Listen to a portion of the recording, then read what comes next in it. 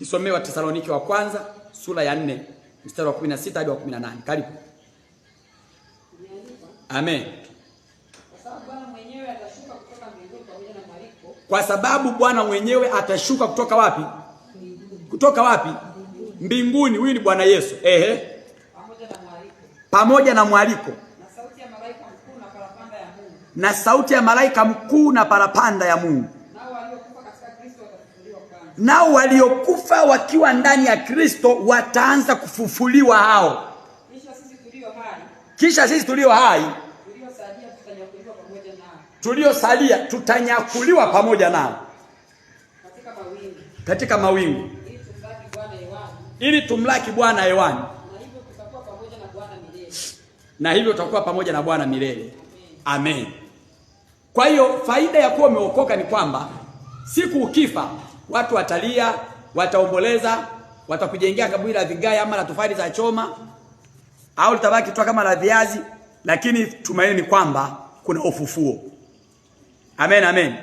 Kuna nini? Ufufuo. Kuna ufufuo. Mkristo yeyote aliyeokoka lazima uamini kwamba utakapokufa utafufuliwa tena. Utakuwa tena hai.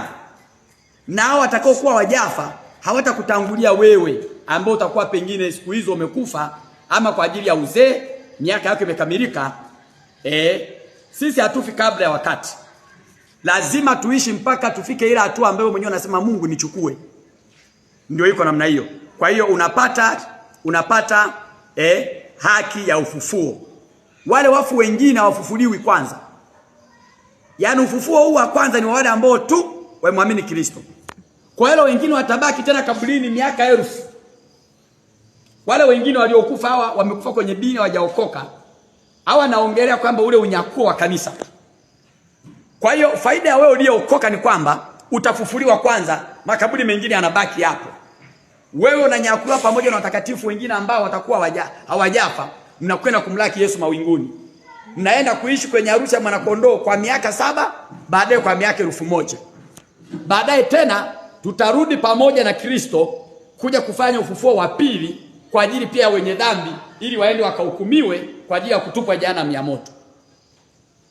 Umenielewa? Au nirudie tena hapo?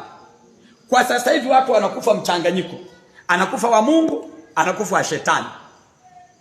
Baadaye hapo katikati kuna ufufuo wa wafu. Lakini awamu hii ya kwanza ya ufufuo inawahusu wale tu waliokufa wakiwa wameokoka. Na unyakuo huu wa kwanza wa kanisa ambao Yesu atarudi unawahusu wa Kristo ambao tu wameishi maisha matakatifu na kumpokea Yesu kama Bwana Mwokozi wa maisha yao na kuzaliwa mara ya pili. Basi Wakristo wengine watabaki kwenye makanisa wanaabudu, na makaburi mengine yatabaki waliokufa bila Yesu. Maisha yataendelea, lakini kuna tukio tokeo limetokea. Kuna watu wametoweka duniani, wamenyakuliwa. Kuna makaburi wamekuta yamefunuliwa na watu hawamo. Yataongeleka baadaye, baada ya miaka 1000 atarudi tena Yesu na watakatifu hawa kuja sasa kuwanyakua wale wengine waliobaki, pamoja na yale makaburi ambayo wale ambao wakufufuliwa waliokuwa na dhambi watafufuliwa wote, ili wakafesi hukumu ya Mungu ya milele. Wengine wapate aibu ya milele, wengine wapate heshima ya nini? Ya milele. Ndio maandiko yanasema namna hiyo. Kwa hiyo ni heri na mtakatifu, anasema ni heri na mtakatifu ni yule ambaye anayo nafasi katika ufufuo wa kwanza, ambao ndio huu hapa naoelezea kwamba baada ya kuwa umeokoka, unapokuwa na Kristo Yesu kama mwokozi wa maisha yako, unapata nafasi ya nini? Ya ufufuo wa kwanza, haki ya ufufuo.